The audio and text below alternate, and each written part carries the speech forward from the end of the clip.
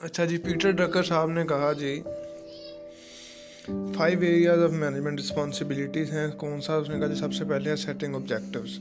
उसमें आप क्या करते हो? आप ऑब्जेक्टिव सेट करते हो ऑर्गेनाइजेशन के लिए, टारगेट्स देखते हो कौन से हैं, उनको फिर कम्युनिकेट करते हो दूसरे लोगों में विद इन द ऑर्गेनाइजेशन। उसके बाद है ऑर्गेनाइजिंग वर्क।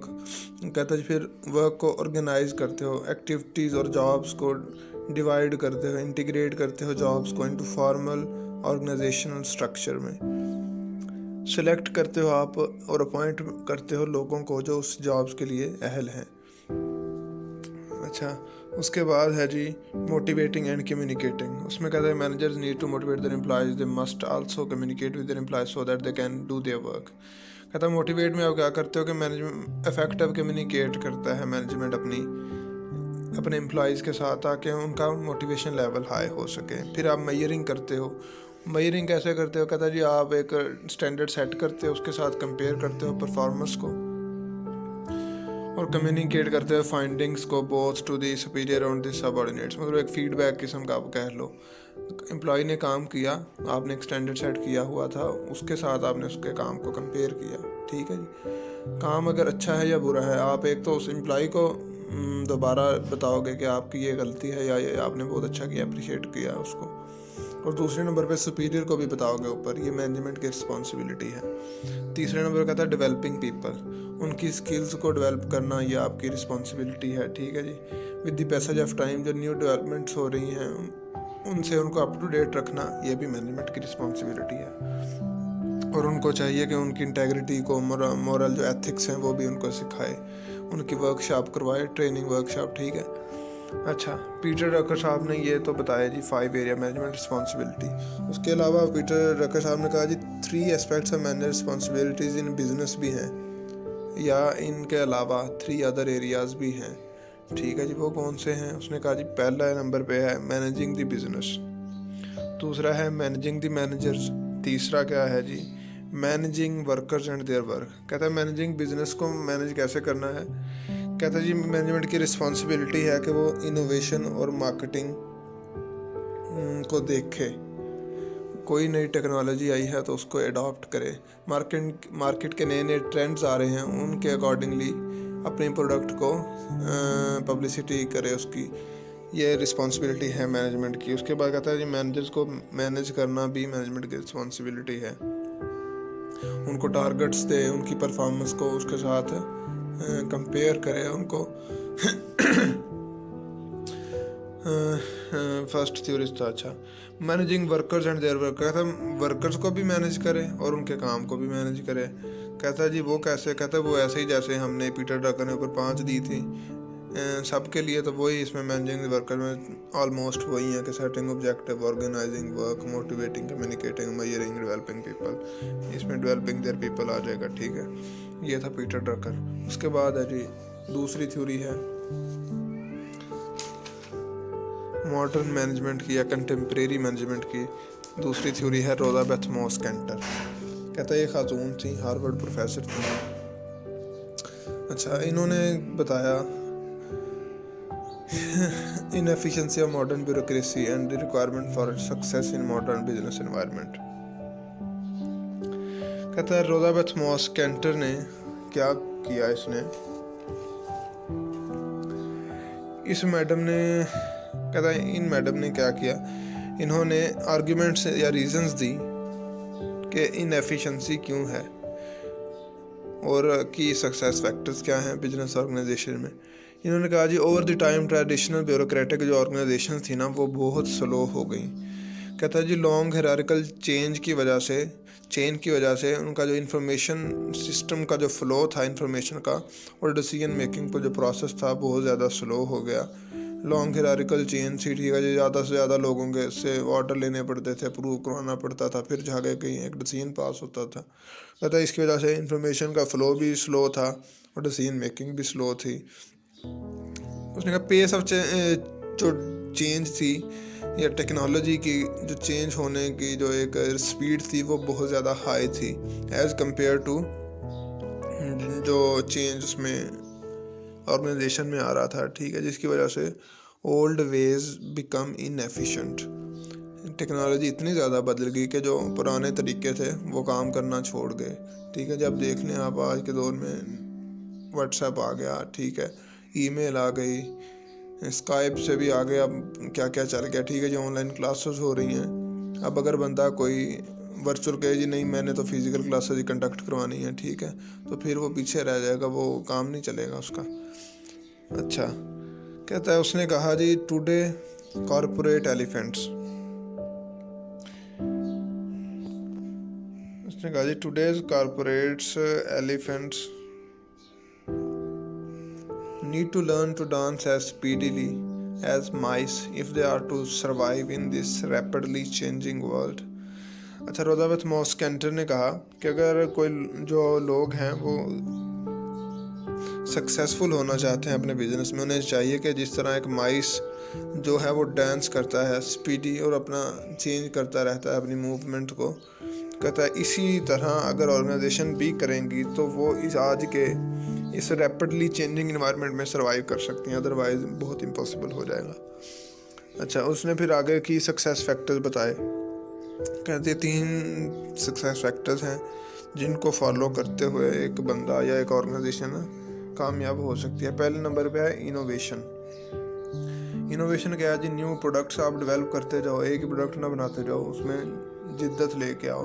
और सर्विसेज न्यू सर्विसेज दो आप, ऑपरेटिंग मेथड्स आप अपने चेंज करो according with the passage of time. ठीक है जी, जैसे फूड पेंडा है, ठीक है जी, उसमें वो देख सकते हो आप कैसे सक्सेसफुल हो गया इसमें कोरोना कोविड-19 में। तो उन्होंने क्या किया, उसने अपने सर्विसेज चेंज की, न्यू प्रोडक्ट्स अपनी मतलब लेके आए, एक सारा एक सिस्टम को चेंज कर दिया उन्होंने। उसके बाद है जी एंटरप्रेन्योरशिप। कहते हैं एंटरप्रेन्योरशिप बहुत ज़्यादा ज़रूरी है।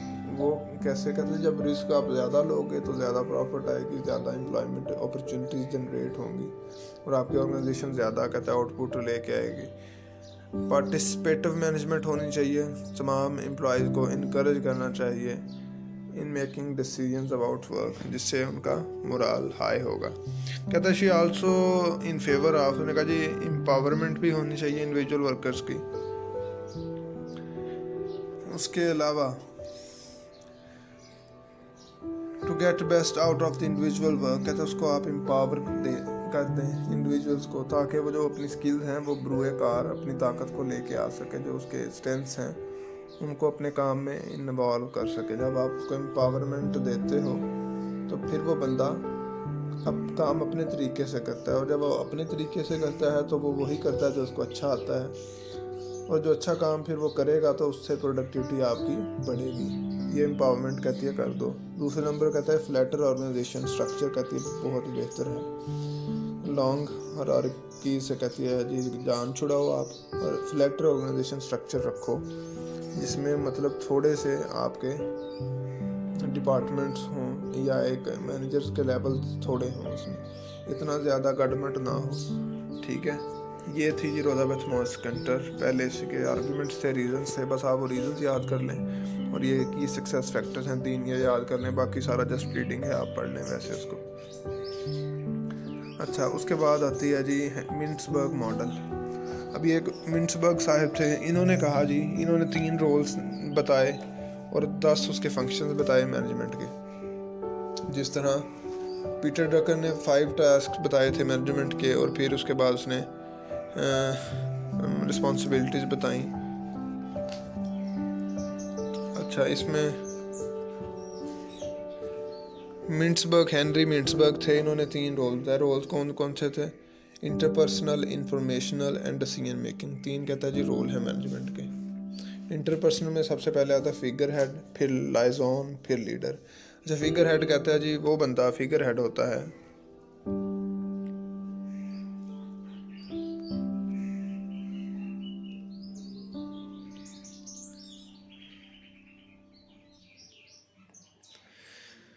फिगर हेड, वो कहता है वो बंदा है परफॉर्म सेरेमोनियल ड्यूटीज जैसे greeting, visiting dignitaries, attending an employees wedding, taking an important customer to lunch. मतलब जो इसका सेरेमोनियल रोल है, पब्लिक फेस में ये अपीयर होता है। लीडर कौन सा बंदा है जी? लीडर इसकी रिस्पॉन्सिबिलिटी है कि वो सबऑर्डिनेट को मोटिवेट करे, इनकरेज करे एम्प्लॉयज़ को, और एक्सरसाइजिंग फॉर्मल अथॉरिटी। लाइजोन क्या है, ये जी एक ब्रिज होता है making contacts outside the vertical chain of command including peers in other companies और departments and government and trade organisation representative. एक ब्रिज या लिंक का काम करता है ऑर्गेनाइजेशन एंड जो अदर पर्सन हैं जैसे गवर्नमेंट है या दूसरे डिपार्टमेंट्स हैं उनके दरमियान। आ गया जी इंफॉर्मेशनल रोल। इसमें कहता है मोनीटर है, डिसेमिनेटर है, स्पोक्स पर्सन है। मोनीटर वो बंदा जो स्कैन करके और इन्फॉर्मेशन को कलेक्ट करता है। डिसेमिनेटर जो कि इन्फॉर्मेशन कलेक्ट करता है उसको आगे डिसेमिनेट स्प्रेड करता है। स्पोक्स पर्सन कौन है, जो शेयर करता है इन्फॉर्मेशन को with people outside their organisation. मतलब बाहर अगर कोई प्रेस रिलीज करना हो, कुछ भी करना हो, तो ये स्पोक्स पर्सन करता है। अच्छा, उसके बाद है जी डिसीजनल रोल या डिसीजन मेकिंग आप कह लें जी। इसमें कहता है जी आते हैं 4 रिस्पॉन्सिबिलिटीज या 4 फंक्शंस। पहला क्या है, इंटरप्रेन्योर क्या करता है, वो इनिशिएट करता है प्रोजेक्ट्स को और उनको इम्प्रूव करता है। डिस्टर्बेंस हैंडलर, ये बंदा क्या करता है, ये जब कोई भी मतलब इमरजेंसी हो, कुछ भी हो, तो उसको हैंडल करता है। रिसोर्स एलोकेटर, ये डिसाइड करता है कि अच्छा जी डिसीजनल रोल में आता है जी पहले इंटरप्रेन्योर आता है, फिर डिस्टर्बेंस हैंडलर, वो बंदा क्या करता है जी, रिस्पॉन्ड करता है involuntarily to pressures too severe to be ignored. Examples, looming strike, a major customer gone bankrupt, a supplier necking on a contract. ठीक है, मतलब कोई भी अनफोर्सीन एमरजेंसी आती है तो ये बंदा उसको, ये रिस्पॉन्सिबिलिटी है कि डिस्टर्बेंस को हैंडल करता है। अच्छा, रिसोर्स एलोकेटर देखता है जी किस डिपार्टमेंट को क्या चाहिए। निगोशिएटर ये क्या करता है जी, ये निगोशिएट करवाता है रियल टाइम में with the board information available from their informational roles. अच्छा जी, ये इसकी मिनट्सबर्ग की रिस्पॉन्सिबिलिटीज थी। उसके बाद है जी कंटीजेंसी थ्योरी, लास्ट वन, इस चैप्टर का एंड हो रहा है। कंटीजेंसी थ्योरी आ गई जी इसमें। मिनट्सबर्ग 5 बिल्डिंग ब्लॉक्स।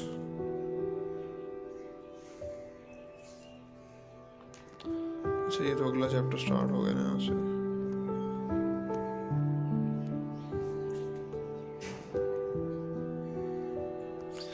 ये भी अभी पढ़ लें। मिनट्सबर्ग 5 बिल्डिंग ब्लॉक्स आ गया। उसके बाद जी कंटीजेंसी थ्योरी आ गई, स्टिकी नोट्स हैं।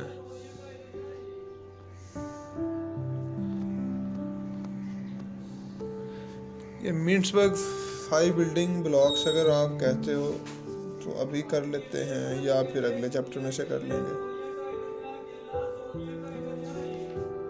अभी कर लें इसे।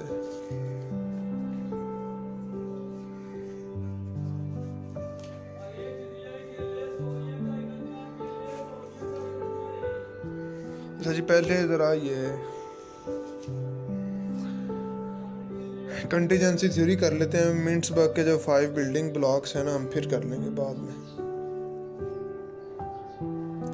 कंटीजेंसी थ्योरी क्या जी, कहता है जी ऑल ऑर्गेनाइजेशन जो हैं वो डिफरेंट हैं और डिफरेंट सिचुएशन में ऑपरेट करती हैं, और जिसकी वजह से उनको डिफरेंट ट्रीटमेंट्स की रिक्वायरमेंट होती है। फैक्टर्स कौन से हैं कि कौन सी ऑर्गेनाइजेशन को कौन सी अप्रोच चाहिए, उसके फैक्टर हैं। Size of organisation, people and workforce, operating environment कैसा है, जिस इंडस्ट्री में वो काम कर रही है, रेलेवेंट टेक्नोलॉजी इश्यूज क्या आ रहे हैं उसको। ठीक है, ये कहता है जी कंटीजेंसी थ्योरी कहती है जी हर ऑर्गेनाइजेशन डिफरेंट है, डिफरेंट सिचुएशन में ऑपरेट करती है, तो जिसकी वजह से डिफरेंट ट्रीटमेंट्स को ज़रूरत पड़ती रहती है उसको। मतलब कोई स्पेसिफिक उसका कोई स्ट्रक्चर नहीं होता मैनेजमेंट का जो कि सबके लिए स्टैंडर्ड हो जाए। तो जिसकी वजह से कहता है ये मेजर्स हैं size of organisation, people, work force, relevant technological issues और ऑपरेटिंग एनवायरनमेंट, जिससे हम उसका जो स्ट्रक्चर है जो रिक्वायर्ड है वो हम देख सकते हैं।